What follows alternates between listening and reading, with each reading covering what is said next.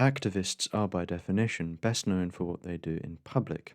The private lives of, say, Gandhi or Martin Luther King Jr. are the stuff of biographers. For most, however, that Gandhi slept with his niece to test his celibacy, or that King spent his last night in a drug-fueled orgy, doesn't matter.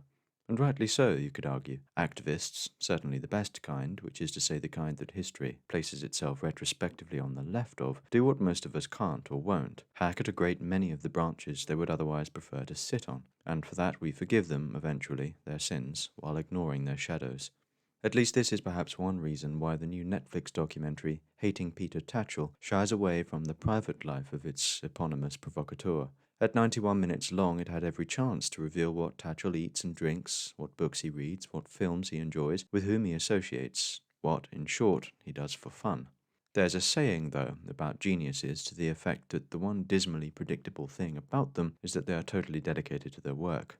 Einstein wore identical suits and didn't wear socks, lest he use up precious mental bandwidth in choosing the former and donning the latter. Balzac practically glued himself to his writing desk, sustaining himself for days on end with increasingly concentrated black coffee. And so it goes. Tatchell may not be in the same caliber, though the doc certainly makes clear his genius for attracting journalists. He is, though, dedicated to his work to the point of asceticism. After a terse summation of his childhood in Australia, the doc focuses on his career as an LGBT plus rights activist in Britain, with a few trips abroad to upset foreign laws and officials.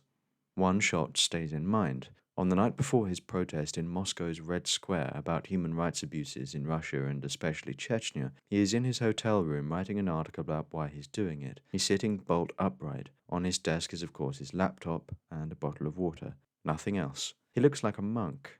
Actually, he looks like George Orwell, sans moustache, a comparison I have drawn since first hearing about Tatchell when I was the editor-at-large of my student newspaper covering protests in London against Indonesia's cruel and illegal occupation of West Papua. My mother is Papua New Guinean, so that I justified my otherwise ineffectual presence on vaguely familial grounds. A brief glimpse at Tatchell's computer screen shows 3 or 4 paragraphs. If you pause at this moment, you see that scarcely a sentence escapes cliché.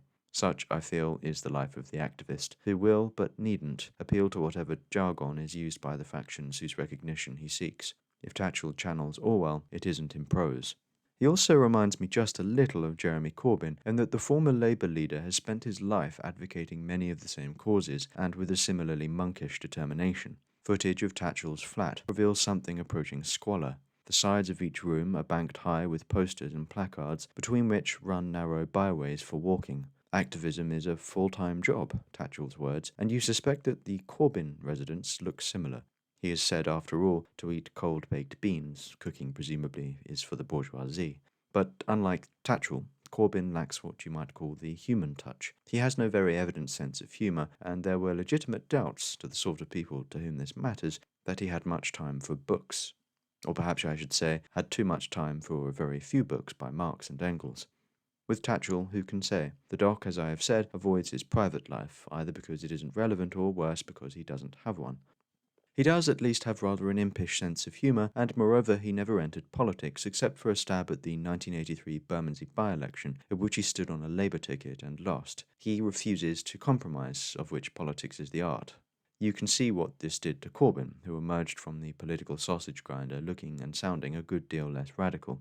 Maybe then Tatchell's electoral defeat was for the best. He is indisputably a courageous man, and the corollary of courage is to be uncompromising. The precondition of courage, however, is fear. He admits several times, including before his Red Square protest, that the thought of protesting, especially in dangerous countries, makes him feel physically ill. He gets day-long tension headaches. He has been left with permanent brain and eye damage as a result of the many beatings he has sustained. The most famous or infamous of these is, of course, his brush-up with Mugabe's goons during that dictator's visit to London in 2001. Tatchell conceived the idea of attempting a citizen's arrest of Mugabe. Having, one might say, a bite louder than his bark, he duly fulfilled his own suggestion. The footage is on YouTube for all to see, but for those who don't know, Tatchell ended up quite literally in the gutter, unconscious, blood pouring from his mouth. Both before and after this, he cites various laws in his favour. The man knows what he can just about get away with, legally, if not physically. I say he conceived the idea. The Peter Tatchell Foundation was founded in 2011. To what extent its staff have, as it were, usurped some of his former responsibilities, I don't know, but the documentary makes clear in its own words that Tatchell is a one-man show. This is borne out in some of his darker moments, among which was his campaign in the late 90s to out certain prominent gay men. Without sounding too cynical, this led him naturally to the Church of England, a few of whose bishops were forced to make public statements about Tatchell's revelations. He also interrupted Archbishop George Carey, who was one of the interviewees in the documentary, during the latter's Easter Day service in 1998. There is footage of this too. Bodyguards punch Tatchell's fingers as he clings to the pulpit, another instance of his ability and willingness to endure pain and violence. But is that always admirable? Surely not. Form is one thing, content another. Many of Tatchell's then allies say that they considered his methods flatly unproductive, and that's notwithstanding the morality of outing gay men who were in many cases by rights too old and decrepit to have to deal with such shenanigans. Tatchell appears on one of many talk shows at the time, at which an otherwise sympathetic audience member justly points out that by exposing these people as gay, he is also exposing them to the kind of ignominious shame Tatchell had been campaigning against. Tatchell's defense was that he was exposing the hypocrisy of bishops who supported Section 28 in public while in private buggering rather more than that section's rules, which, you might say, is a fair point. Tatchell trades on a familiar fallacy, which is that opposing gay marriage is tantamount to homophobia. This can only be true if homophobia means opposing one very specific political agenda, as opposed to viscerally, irrationally hating gay people, and that is rather the point of a phobia. This is an unjustifiable conflation which ignores the many gay Christians who have theological reasons for opposing gay marriage. You're also left wondering how he came by the relevant information. Informants, private investigators, blackmail. It's a sordid consideration, if not intriguing. Tatchell's loathing of Christianity, though, goes back. His mother and father were fundamentalist Christians of the sulphurous variety. Hell, it seemed to the young Peter, was where most would transpire. His stepfather beat him to the brink of what sounds like torture.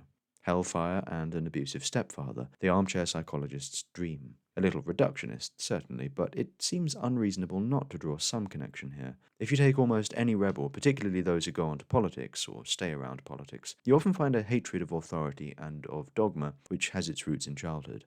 At any rate, Tatchell's methods inspired as much resentment as agreement, and the doc does a good job of highlighting this, not least via the man himself, who is interviewed throughout by none other than Ian McKellen. Sadly, however, McKellen is expendable. You've got to wonder why he was brought in at all, except for the simple reason that he's Ian McKellen and that Ian McKellen is gay. He asks some decent enough questions, makes the appropriate grumbles, but appears about as frequently as Gandalf's magic in the Peter Jackson films, which is to say barely. One question he didn't pose was to himself, for he was in the closet during Tatchell's outing campaign and might therefore have shown in his questioning a little more sympathy with those outed. Another disappointment is the absence of any mention of Tatchell's infamous 1997 letter to The Guardian, in which he describes as courageous a book called Dares to Speak. This book called for a more balanced view on the subject of pedophilia. It makes all the obvious points about how past societies, including ancient Athens, thought rather highly of boy love as opposed to our own repressive Judeo-Christian society. Tatchell has since repudiated his letter, claiming that it was edited unfavourably by The Guardian. Even so, first, he did not claim this initially. Second, in the article, he lauds that several of his friends had slept with boys aged 9 to 13. And third, this is the sort of thing, in fact precisely the sort of thing, for which you can get yourself cancelled today. Cancellation, as we all know, involves a lot of historical dirt digging. You have to ask why Tatchell eludes the archaeologists. Probably it's because he supports most of the orthodox opinions of our age, such as being pro-trans and pro-EU and pro-Palestine. For this, his transgressions are conveniently forgotten. But note how this undercuts his self-image as the eternal rebel. Against which grand conspiracy is he now fighting? Britain is undoubtedly one of the best places in the world to be gay. Homophobia, and indeed racism, still exist, but in small and deservedly reviled pockets. And so Tatchell comes across at times not just as what Cyril Connolly called the permanent adolescent, but the eternal revolutionary. Something analogous has happened to gay pride parades, for example. For years after they first started, they were protests, not parades, and Tatchell was instrumental in organising them. As one by one their political and cultural aims, legality and dignity respectively, were fulfilled, however, they lost their raison d'etre, so that now gay pride is little more than a street party. You could go on. Black Lives Matter likes to see itself as the next step in the civil rights movement of the 60s, not having grasped that structural injustices then present have vanished, and turning therefore to an increasingly delusional and destructive mix of communism, anarchism, and secessionism, none of which Martin Luther King Jr. would have wanted. In short, I have never quite understood the drive that's needed to be in a more or less permanent state of agitation. As I hinted at the beginning, this drive also involves a good deal of eccentricity and egotism, both of which Tatchell possesses. Indeed, watching the footage of his various protests, it's difficult to tell whether he's protesting or acting, or both. Peter, says Stephen Fry, is a performance artist. You're left with the overwhelming urge to get Peter on his own, where presumably the mask could be put to one side. Alas, the doc leaves this particular urge unslaked. Likewise with Tatchell's views on specific issues, those beyond the LGBT plus cause, such as abortion, euthanasia, immigration, even Brexit, and so on. It's all very well being presented as a messiah figure for a given faction of the rights movement, but how do the demands of one cohere with the demands of another? He campaigns, for example, for gay Muslims. Islam's take on gays is, to put it mildly, fraud. And yet he never extends to Islam that cynicism and skepticism in which he holds Christianity, not in the documentary at any rate. Low-hanging fruit and all that. Moreover, the T in LGB went entirely unremarked upon, and the doc suffered for it. After all, Tatchell champions the rights of transgender people as consistently and vociferously, and admirably, as he champions the right to free speech, a twin commitment which has garnered him fresh enemies on both sides of the turf wars. He can't have been using the T, though, in the very earliest days of his activism, and his usage of it now deserved exploration. But perhaps I'm overthinking it. Tatchell is an activist, not a thinker, and his work, so to speak, reflects this. Hating Peter Tatchell leaves you with the feeling that that work will not prove ephemeral. Also, Stephen Fry, he deserves recognition for his extraordinary contribution to the happiness of millions who've never heard of him. Well, no one had heard of the Tiger King before Netflix, so maybe it's Tatchell's turn to be recognized on the street. Anyone who can go from being Britain's most hated man to something like a national treasure probably deserves at least a modicum of gratitude. At the end of the documentary, we are finally treated to a bit more of his family. Of his mother and half-sister, not a great deal is revealed, until that is, we see him in Australia with both. His mother, Mardi, still isn't okay with homosexuals, but has come to admire her son's commitment to equality and compassion, which she likens to Jesus. It's not clear how kindly he takes this comparison. I wonder if he didn't encourage it as a means of acceptance. Either way, it was by design heartwarming to see them hug.